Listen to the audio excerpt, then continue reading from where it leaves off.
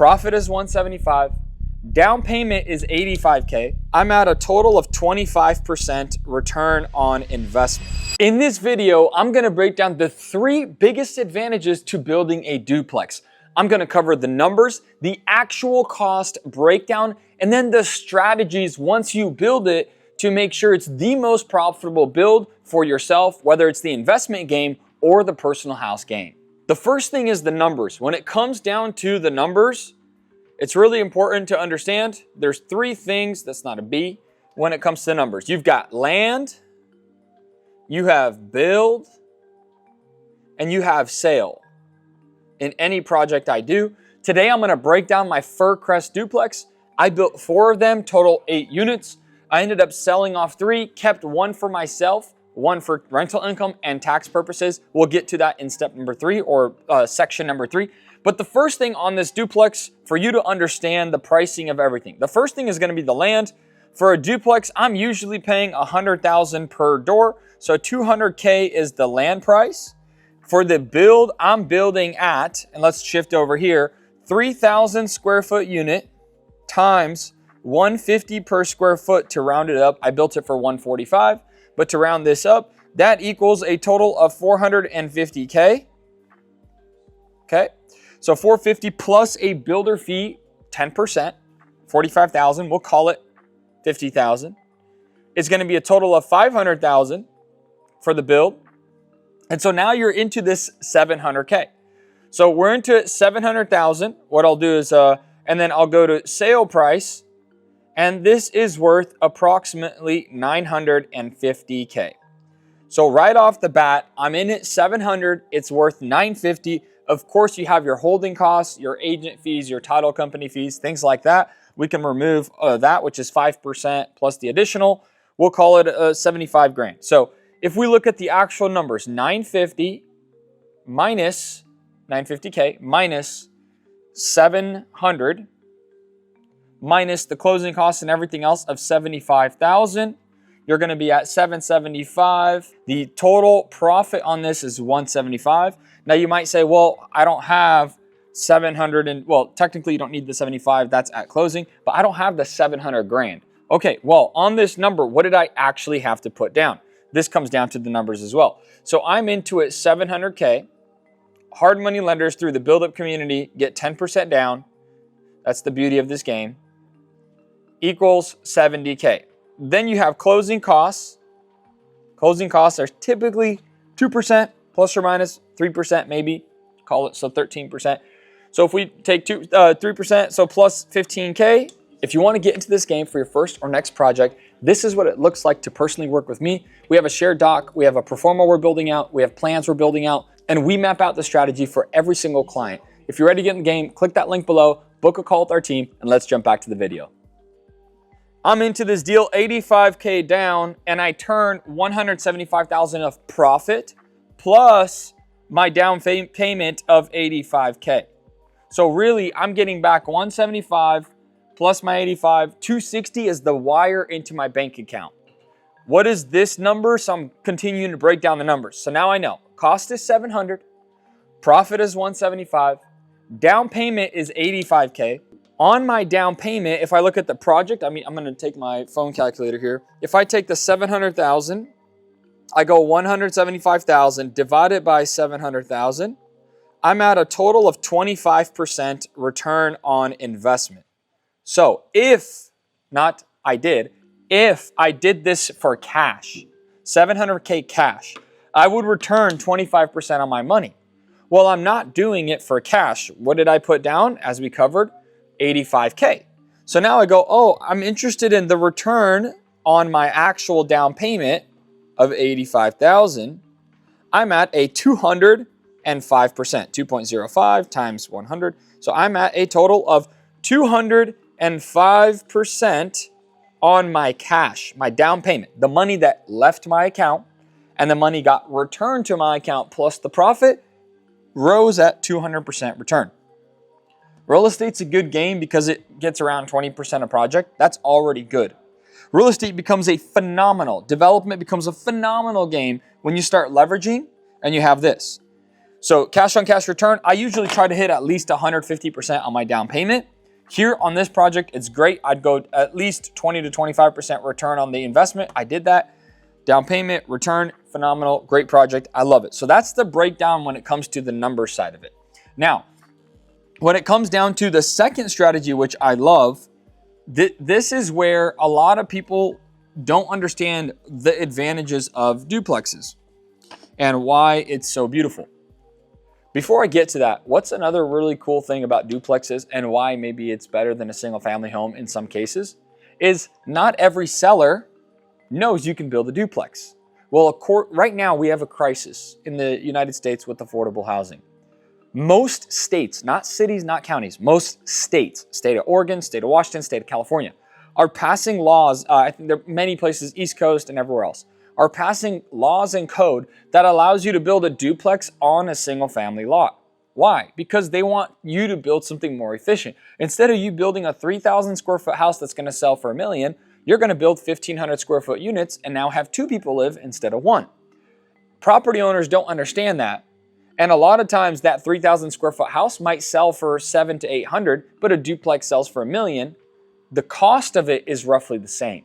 And so your advantage is if you can find properties where people are interested in selling and you can meet their asking price, but then you can increase the density, that's to your advantage. That's infinite ROI. You're now making profit on something that was technically never there. And so that's a great advantage. A lot of property owners know you can do duplexes, but you can still negotiate a good 25% return. Sometimes if you understand the game, you can get to 30, 40, 50% returns. Again, that comes down to the art of the negotiation in the land. Not the build, not the sale, but in the land. The money comes in the land. All right, now that we have that, the second thing is rental income. Because if you look at a single family home that's 3,000 square feet, that might equal $4,000 in rent, right? Well, a duplex that's 1,500 square feet times 2 equals, let's say per unit, you're at around 2,500 to 2,700, which ends up being 5,500 a month. So your advantage, the cost is the same. It cost us $145 to build this. It cost us $150 to build a single family.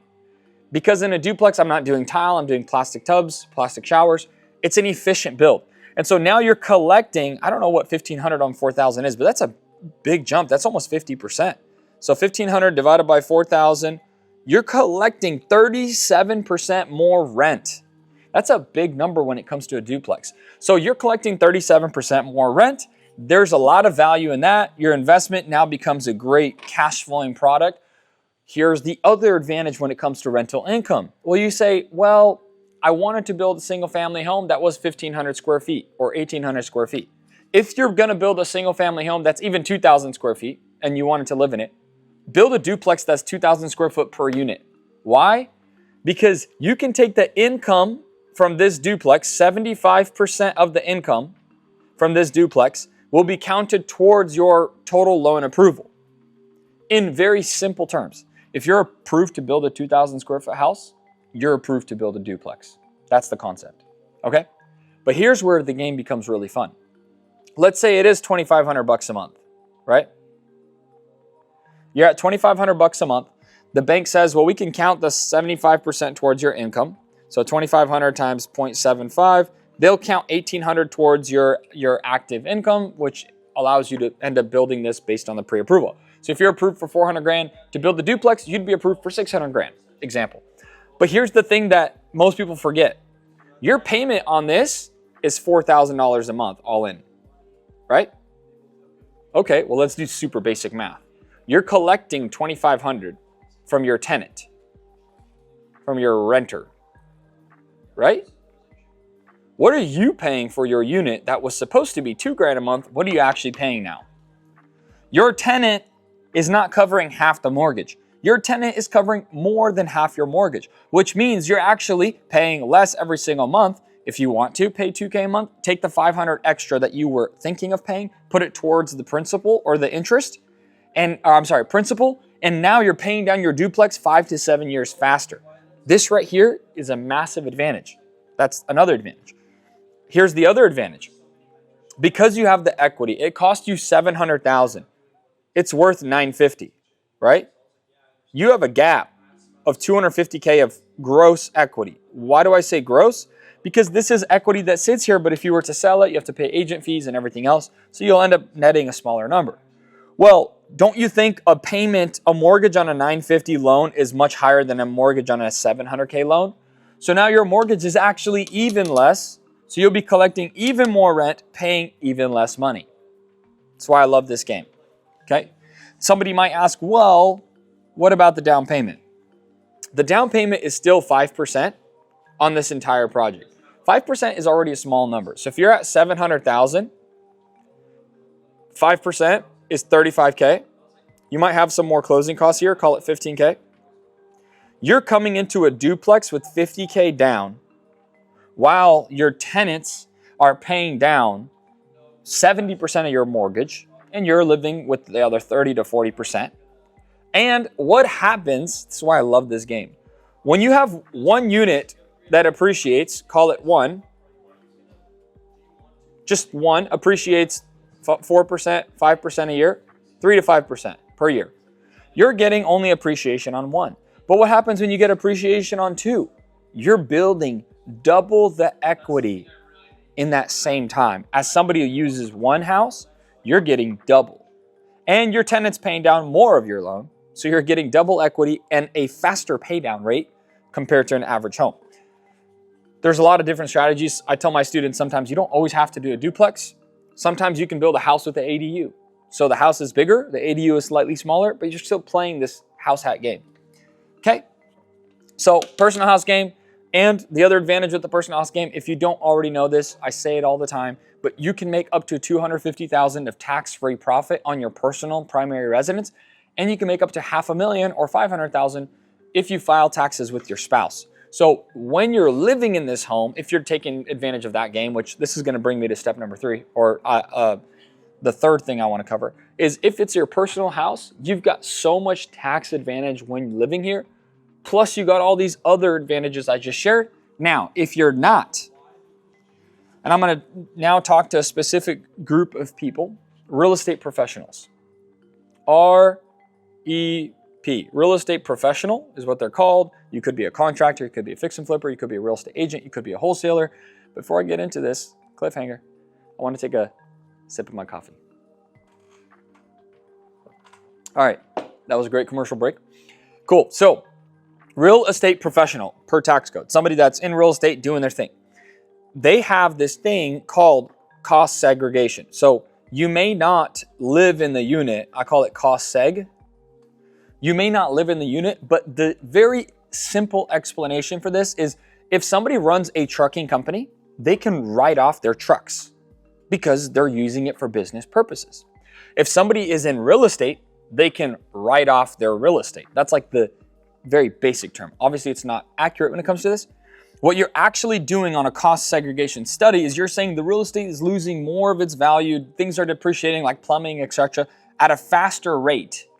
And so what you're allowed to do is you can segregate 25% of the building, not the land, of the building, and then use that to reduce your taxable income. So what does that look like? We'll call it $500,000 is the building value. And a lot of times you're going to get a study done. They might end up saying $600,000 because the study is going to do its thing. You take this and you take 25% of this number and you're roughly at $125,000 of write-offs or depreciation. You have to recapture if you sell it. I would keep this. I recommend if you're going to cost seg, just keep it forever. It's your baby. And then you can do a 1031 exchange and exchange it into the next real estate property as you're going to continue to grow your portfolio. But let's say here is your cost segregation study. You sold half. Let's say you sold one unit. You kept one unit as a rental, as a real estate professional. You were supposed to make $175,000, but because you sold half or one half, you would technically now make roughly $87K. Well, $87,000 of profit, $125,000 of depreciation, you're actually taking $0 of taxable income because your cost seg reduced that. The remaining balance should be able to roll over to the next year, and you're talk to your CPA about this. I am not a CPA. I'm not a professional when it comes to this. I understand the strategy. That's the main key is I'm understanding the strategy. I hire the professionals to implement that strategy for me.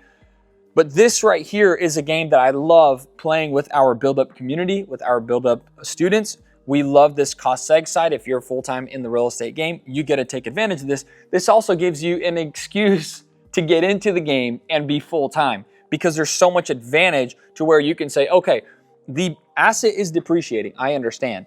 I'm going to build and sell some and keep some, and I'm going to continue to grow my portfolio without having to write massive checks because my assets are depreciating. Obviously, if you sell, you've got to pay up. So in this case, there's the strategy that many real estate professionals like. It's you hold forever. The goal is to hold forever. Let's say this duplex was worth 900, my loan was for 700. Now it's worth 1.3 million, and I have a loan of 700, right? So my new equity is going to be 600K.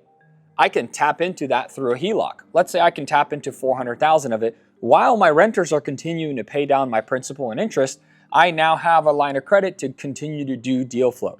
So this is like the more complicated of the three. 1 and 2 are simple. This is when you begin to get into the development game. You can see why I love this game. You will start to do deal after deal. And as you're building your portfolio, there's so much benefits to being in this real estate game.